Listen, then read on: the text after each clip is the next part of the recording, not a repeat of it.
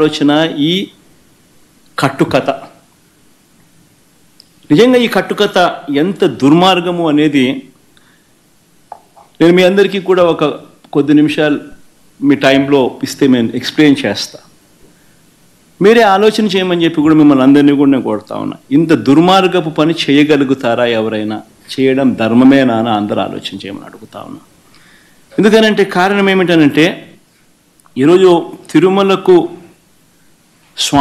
స్వామివారికి వచ్చే ఈ నెయ్యి, ఈ తిరుమలకు వచ్చే ఈ నెయ్యి చంద్రబాబు నాయుడు గారు అన్న మాటలు దీనికి సంబంధించి ఈ నెయ్యిలో కల్తీ జరిగింది అంటూ తాను అన్న మాటలు నిజంగా ఎంత దారుణమైన మాటలు అంటే నాశరికమైన ఇంగ్రీడియంట్స్ వాడారని, తిరుపతి లడ్డులో యానిమల్ ఫ్యాట్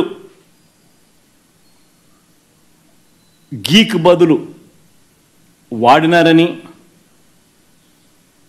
ఇదే పెద్ద మనిషి చంద్రబాబు నాయుడు ముఖ్యమంత్రి హోదాలో ఉంటూ ఒక ముఖ్యమంత్రిగా తాను మాట్లాడిన మాటలు ఇవి. నిజంగా ఒక ముఖ్యమంత్రిగా ఉన్న వ్యక్తి ఈ మాదిరిగా అబద్ధాలు ఆడడం ధర్మమేనా? కొన్ని కోట్ల మంది వెంకటేశ్వర స్వామి భక్తులు దేశవ్యాప్తంగా కాదు ప్రపంచవ్యాప్తంగా ఉన్నారు. వారందరి మనోభావాలను ఆడుకోవడం ధర్మమేనా? నిజంగా అసలు ప్రొసీజర్ ఏంది, ప్రక్రియ ఏంది, ఎలా జరుగుతుంది అన్నది నిజంగా కూడా అందరూ ఒక్కసారి ఆలోచన చేయాలి. ఈరోజు